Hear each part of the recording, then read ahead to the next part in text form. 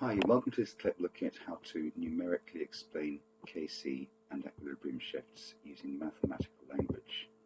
So a quick recap on the value of Kc is it's affected by a change of temperature because the delta RH value influences reactions response to changes in conditions.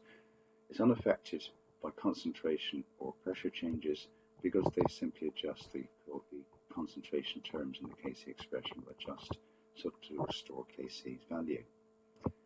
So let's look at changes in pressure first. As we said, it's not affected by Kc is not affected by pressure changes. So let's investigate what this means in terms of the concentration terms. So just to remind you, the concentration terms are obviously these.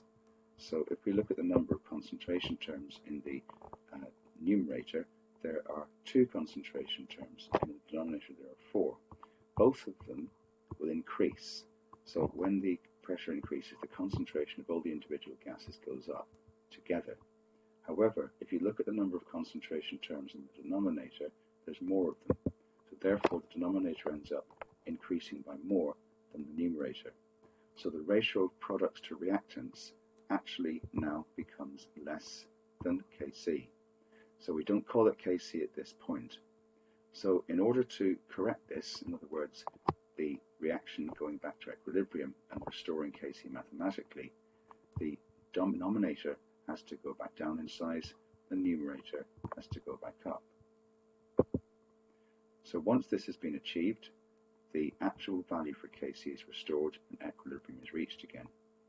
Now what this means is alongside this, LeChatelier's principle is being obeyed, because essentially what's happening is the side with fewer moles is being favoured. So let's look at temperature. So temperature does affect Kc. So let's explore this. So remembering that the effect of the delta RH in this case being minus 92 kilojoules per mole is now felt provided this temperature is maintained. We're increasing the temperature, so the numerator decreases, so the numerator being the products. The endothermic direction is favoured if you increase the temperature.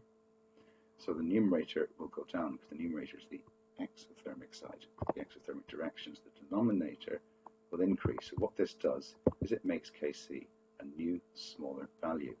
So provided this higher temperature is maintained, the enthalpy change will keep applying. So therefore, this will permanently keep Kc lower.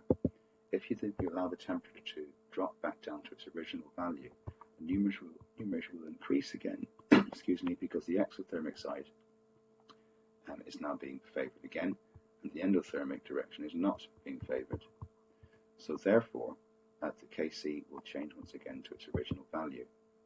So let's look at a typical exam question on this. So this is the first part of the exam question. The relevant part is where it says 0.5 moles of oxygen and the gas mixture being compressed to a volume of 250 centimeters cubed. There are several stages in the question, some of which are not relevant to this clip because they're about calculating Kc. We're interested in where it says state and explain in terms of Kc how the equilibrium yield of SO3 would be different in this second experiment. So first of all, let's just look at what the information tells us now. The oxygen is now in excess, so there's more of it in the same volume, so effectively the pressure has gone up. So what does this mean? You're being directed to use Kc. LeChatelier's principle would suggest that the side with less moles of gas would be favoured if the pressure goes up. So let's use Kc considerations in mathematics to explore if this is the case. So if we write out the Kc expression, you can see the numerator has 2 concentration terms, the denominator has 3. And like we were talking about before, what will happen is the denominator will go up by more than the numerator. So therefore Kc no longer applies. The ratio is now less than that value. So to raise the value of the ratio back up to Kc, the numerator must increase in size and the denominator must decrease. Like so. So once Kc has been achieved, the ratio is now the same as Kc. So the pressure doesn't affect the size of Kc. It's an important statement to make.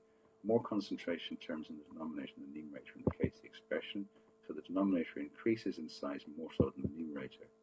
Restoring Kc requires the numerator to increase and the denominator to go down. So if this happens, the concentration of SO3 increases, so the yield of SO3 would be greater than in the first experiment. Okay, thanks for listening. Until next time, see you soon.